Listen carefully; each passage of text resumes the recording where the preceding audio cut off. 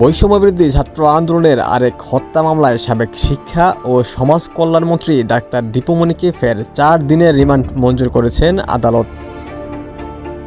এদিন সকাল 10:15টায় পুলিশ পাহারায় তাদের ঢাকার মেট্রোপলিটন ম্যাজিস্ট্রেট আদালতের কাঠগড়ায় তোলা হয়। পরে যাত্রাবাড়ী থানার ওবায়দুল ইসলাম হত্যা মামলায় দীপুমণির ৭ দিনের রিমান্ড আবেদন করেন পুলিশ। আদালত ৪ দিনের রিমান্ড মঞ্জুর করেন। শুনানি শেষে 10:25 পুলিশ পাহারায় আদালত থেকে দীপুমণিকে হাজতখানায় নেওয়া হয়। রিমান্ড শুনানির সময় কাঠগড়ায় দাঁড়ানো অবস্থায় দীপুমণিকে তার আইনজীবী বলেন, আপা আজকে ৭ দিনের রিমান্ড চেয়েছে। প্রতি উত্তরে দীপুমণি তার আইনজীবীকে বলেন, যা রিমান্ড দেয় দিক, শুনানিতে কিছু বলবি না, কিছু বলার দরকার নেই। তখন তার আইনজীবী বলেন, আপা শুধু রিমান্ড বাতিলের আবেদন দিয়েছি, কোনো শুনানি করব না। বুধবার ঢাকার মেট্রোপলিটন ম্যাজিস্ট্রেট শাহিন রাজার আদালতের কাঠগড়ায় দাঁড়িয়ে এভাবেই নিজের আইনজীবীকে রিমান্ডের বিষয়ে কথা বলতে নিষেধ করেন দীপুমণি।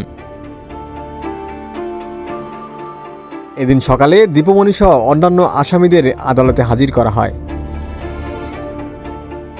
এর আগে গত 19 আগস্ট বারিধারা থেকে দীপুমণিকে গ্রেপ্তার করে পুলিশ।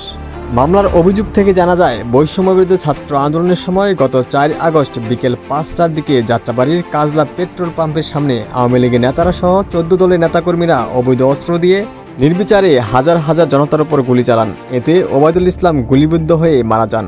এই ঘটনায় শেখ হাসিনা, ওবায়দুল কাদের সহ ১৮ জনকে আসামি করে মামলা করেন স্বজন মোহাম্মদ আলী। ওমর ফারুক, ঢাকা প্রকাশ।